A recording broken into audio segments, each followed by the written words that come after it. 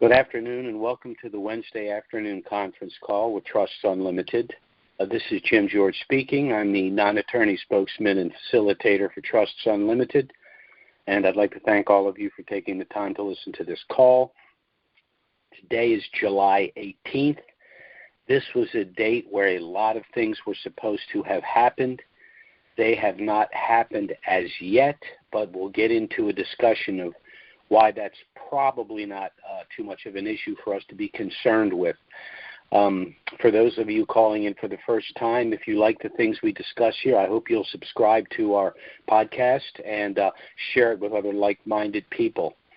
So I want to go ahead and get right into things. As a matter of fact, I got started a little late here this morning because I can't get off the phone. There's a lot going on. As a matter of fact, I got a call from Iraq, and I thought about it most of the night, whether I was going to share the information with you, and I've decided I am going to go ahead and discuss that, but I'll get into that in just a moment.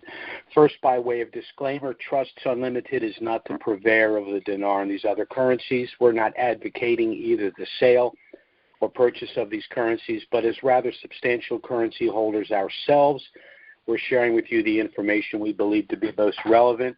We are still of the view that we have a window for the potential reinstitution of the dinar in country over the next approximate 30 days between now and mid-August, August 15th. The phone call that I got last night kind of dovetails with our belief about where we are. I have individuals that I rely on that I've spoken with now going on 15 years. Some are in Europe, some are in the Middle East. I got a couple in Iraq. And I got a call last night from an individual who I've spoken to from time to time, as I said, over the last 15 years. Now, this individual has never given me bad information. More often than not, I will get responses like, well, I don't know. I think that might happen. I'm concerned because of this issue or that. But this person's never, or through our contacts, has never said this is going to happen or this is not going to happen, and they turned out to be wrong. Anytime they made a definitive statement thus far, it's turned out to be correct. And essentially what they said on the phone was that the Sudani and the government of Iraq have a rate, a new rate for the dinar, and they have a time frame already identified. So I'm not telling you what the rate is. I'm not telling you what the date is because I know the answer to neither of those. I've only been told that there is a rate. My suspicion is what I've been saying all along, probably at or slightly premium over the U.S. dollar, and they didn't give me a date. They said it's within a time frame. Well, I think the next 30 days is a reasonable time frame. So let's hope that that's in fact the case. But again, because this individual over the last 15 years has been very consistent and not given me bad information, for me this is very good news. But again, as I say to my wife all the time, you know when this is over? When I'm walking out of the bank with my deposit slip. And hopefully we'll be there in the very near future. So let me get into the information that we have for today. By the way, I'm not going to get into a full-blown call and Q&A for the simple reason that I'm getting so many contacts by phone, text, email, and everything else. I won't have time to go to the bank to exchange my own currency. It's just too busy, and even existing clients want to make last-minute changes to their trusts, and our paralegals are just rolling their eyes saying there's no way we can get this all done, in 24 hours or 48 hours. And I just said, well, just do the absolute best that you can, and that's what we're trying to do. But let's go ahead and get into the information. First, let's talk about the budget. Actually, it's a little quiet right now. Remember, they kept talking about July 18th as being a seminal date. Well, July 18th is come and gone, but for those of us that have been dinarians for any length of time, that doesn't surprise us at all. With regard to the budget, we haven't seen absolute passage yet of the HCL, although between Barzani and and Sudani, there is agreement, and so it's going to go through the process in Parliament. We have not seen the instructions on the budget, which supposedly were supposed to be released today, and was suggested that it would even include the new rate. We have not seen that as yet, but we've got no information that suggests it's really not on the way. Sudani has been a very busy guy. As I said, he and Barzani have had meetings, and they're in agreement on the HCL in Article 140. We did have a little hiccup. The Kurdistanis filed a complaint with the Supreme Federal Court over several articles of the Constitution. They're just going to get slapped down. It's just more of the same. They're trying to cut the best deal they possibly can in the 11th hour. Sudani has also proposed a massive infrastructure plan to include a construction of 19 new cities. Now, none of this can be done at a program rate, and they clearly do not have anywhere near the amount of foreign reserve currency in USD to accomplish any of that. So all of this has to be based on the assumption that they'll be operating with the dinar. Sudani's also had meetings with the World Trade Organization, the IMF, and the World Bank. Most importantly, they had a meeting that was requested by the IFC, which is the International Financial Corporation, and their job is to assist nations with a transition to a private sector economy. So once again, these organizations, GMOs, are coming to Iraq, not the reverse, and that's a good sign. It means they know something, or they strongly suspect that something's going to happen. One other point I'd like to make about the budget.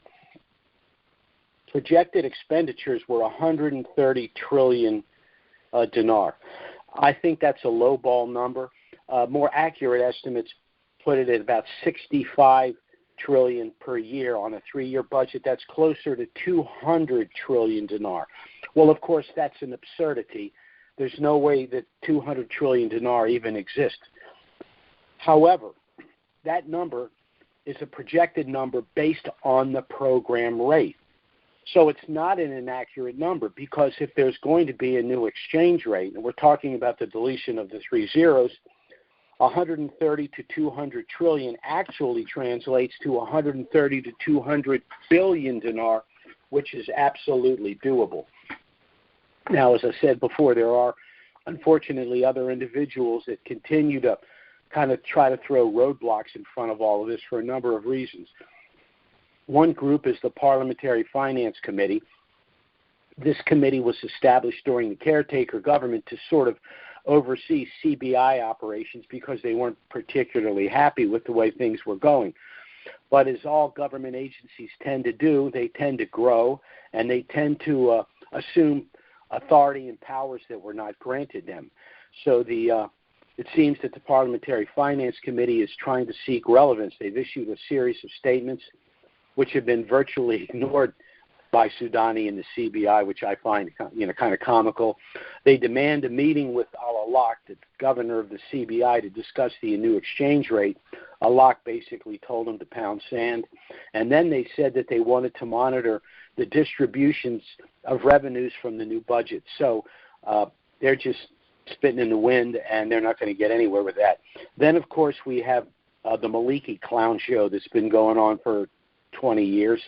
He and the coalition framework have orchestrated a protest alleging that the Americans are making threats of certain Shia officials. Again, they're just trying to muck up the works. Sudani immediately responded by deploying 3,000 troops, and so basically their protest turned out to be a handful of people, once again spitting in the wind. It's just pathetic, and it's just more of their nonsense. The only good thing about it, it tells you how utterly weak and feckless they are. So that's very good news. Now, there's other things going on. The CBI has issued no protocols for Iraqi banks and for the Iraqi trade banks. So these are protocols for both the domestic and their foreign bank entities, which is important. Iraq is also, for the first time, a participant in the Middle East Symposium on Finance and Banking. And there's absolutely no reason for Iraq or any nation to be involved in that symposium at a program rate. So again, these other countries are operating with the assumption that the Iraqi dinar will be a functional global currency in the very near future. The other issue I want to mention, which is kind of under the radar but is important, is Iraqi oil independence. Now, we talk about Iraq being a massive supplier of oil, and why on the one hand that's a good situation, but they're kind of a one-trick pony, and from an economic standpoint, that's not sufficient. However, fossil fuels are the catalyst for a lot of other sectors of the economy. Now, when I say Iraq has become oil independent, and I'll explain that in a little bit more detail, let me digress first and define for you what the study of economics is. Economics is the study of the production, the distribution, and the consumption of goods and services. So the oil industry, we'll look at it as kind of like a microcosm of the economic process. Iraq was not oil independent because it was not directly involved in the production, the distribution, and the consumption of oil. They needed assistance. They needed the United States companies to assist them with the exploration and extraction of the oil.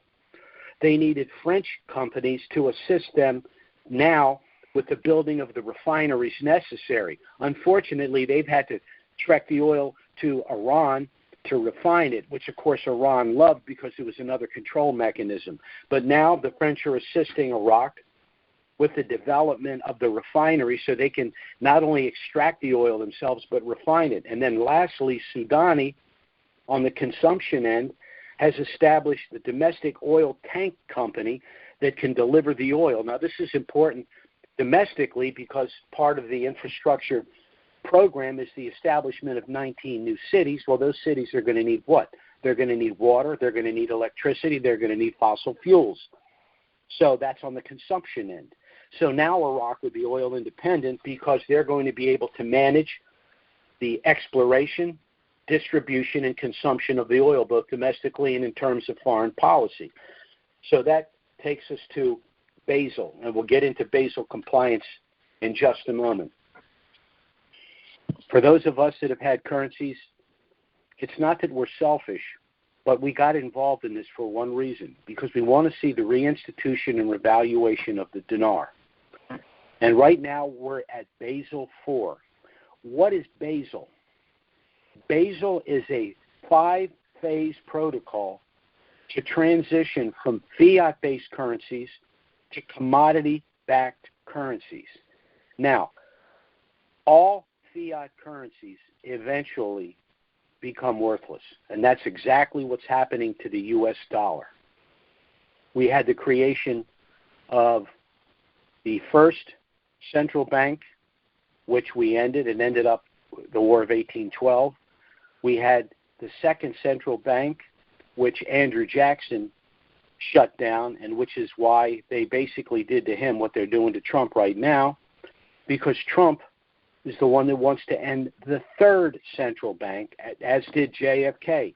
I did a dissertation on the central bank globally and in the United States. As a matter of fact, if you really want to understand what's really going on, why they really need to get rid of Trump, why JFK was assassinated, and a lot of other factors, you go to our call of March 1st.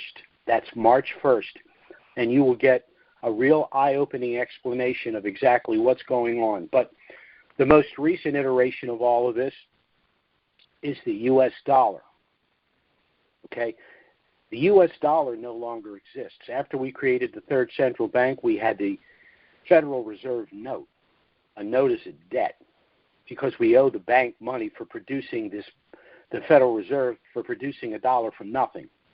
Instead of the American people and the government producing their own money at no cost, we have to pay a private organization, allegedly, to produce the money. I don't want to get it. That's a whole other bailiwick, and I don't. That's a 3-hour discussion, so we definitely don't want to go there. I don't have the time, and I'm sure you don't either. But after we basically went full fiat in 1971, the dollar has basically collapsed. The petrodollar, the dollar is the number one reserve currency. It's all about to come to an end. We have no one to blame but ourselves. We did it either through stupidity or ignorance or some other agenda. It's really unfortunate, but I expect to see a collapse of the dollar. The only good thing about it from our perspective and our narrow perspective is the collapse of the dollar will simultaneously mean the substantial increase in the value of the dinar. All right, so let's talk a little bit about Basel again. As I said, there are 5 phases to Basel, transitioning from fiat-based to commodity-backed currencies. We are now entering Basel IV. So with each increase from Basel I to Basel V, more of the currency of a given nation must be backed by its known natural resources and the ability to bring those resources to market. Well, Iraq has always been, in my opinion, per square mile, one of the richest countries in the world, but they've been completely unable to bring those resources to market. Well, because that's changing, not only will Iraq have a currency, their own currency, but it will be an extremely strong currency. Arguably, it could be the strongest currency against the dollar when this is all done. The strongest currency against the dollar right now is the Kuwaiti dollar, but Kuwait dwarfs in terms of its riches as compared to the potential of Iraq. So this is all good news for us. So Iraq's transition to a global functional currency has been accomplished, and I'll go through this. First, they depegged from the U.S. dollar. When they did that, the dinar plummeted in value against the dollar. Of course, my phone blew up. Everyone was upset. Oh, my God, I purchased dinar. I purchased your trust. Now the currencies are worth nothing. I've lost everything. These currencies are worthless. And my response was, no, you're looking at this exactly the wrong way. They had to depeg from the U.S. dollar in order to, if you take the long view, become their own global functioning currency. And when they depegged from the dollar, you knew that there was going to be an initial loss in value. But this is a good thing. Why? Because we always talk about delete the zeros. The deletion of the zeros would only affect the provisional 3-0 currency that's still in circulation when the currency revalues globally. But prior to that, what the government wants to do is collect the provisional 3-0 currency for 2 reasons. Number one, because they want their citizens to utilize either the dollar or their new currency. And number 2, they do not want the provisional 3-0 currency to leave the country only to have those individuals then try to exchange it at the new rate. So the depeg was a good thing because it allowed the government to collect the provisional 3-0 currency. Next is to float the dinar, which is what they did by depegging it. Then they de-dollarize. Now, by de-dollarizing, that helps boost the value of the dinar without taking the dollar completely out of circulation. First, it was taken away from the private sector, and the government was still using it for bank-to-bank global transactions. But now, even the banks are going to have to start using the dinar. Well, they cannot function at a program rate. Can't be done. So when they say we're transitioning to the use of the dinar and we're going to remove the dollar, it can only happen if they move out of the program rate. We're at the phase right now where they're doing the final steps to complete the monetary reform. That's where we are right now. And what I expect is going to happen over the next 30 days is that they're going to begin to pair their currency with other international currencies, including the dollar. Now, if you go to the graphs, the charts, any of that, you'll see that the dinar is paired with other currencies, but right now it's not paired with the dollar. That's because something's about to happen, in my opinion. The next thing that's going to happen is they're going to reinstate the dinar in country, which I think is going to be, the rate will be in the instructions, which we have not yet seen on the budget. And then once the dinar is reinstituted in country, it will then float on the Forex. Now that's when we go to the bank. Okay? We get to that point. We wake up one day, we turn on the TV, and they say, very innocuously, well, the Iraqi Dinar is now on the Forex. Now, for 99.9% of the American public, that means nothing. They just keep eating their Cheerios. But for those of us that have currencies, we just got made, so we're very, very happy. So we find out what the rate is, and some people are going to be panicked, run to the bank and exchange it all, and I understand that. As I don't know if I stated it earlier, but the extrapolated Basel IV compliant rate of the IQD is about $4.85. I will take $3 tomorrow. I've been involved in this a long time. I have a large family. I'm not getting any younger. I don't need 3 boats, 2 airplanes, 6 cars. I don't need any of that. I know exactly what I need to do what I want to do for myself, for my family, for my children, and for charity. And based on the amount of currency that I have, $3 is plenty.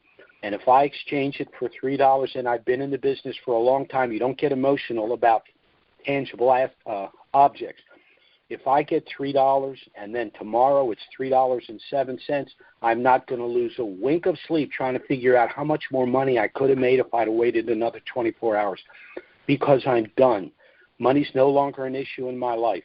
Now, the things that are important to me are going to receive all of my attention. Now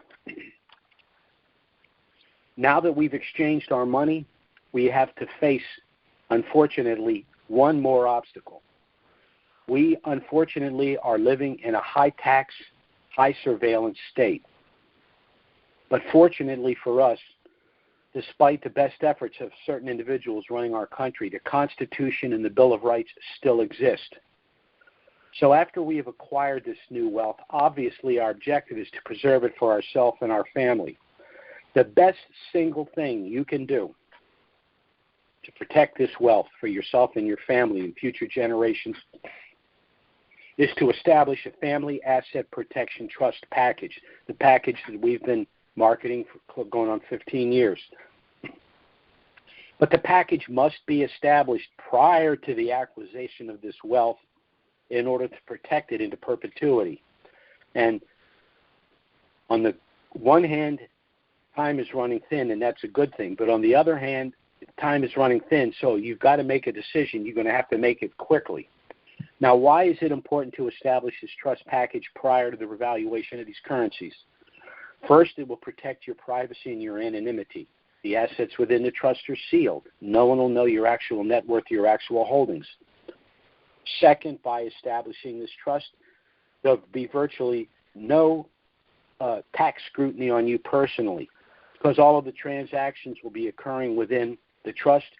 The distributions that you receive are very simple to report on from a tax standpoint. So the only issues you'd ever have with the IRS would be with the trust and not with you personally.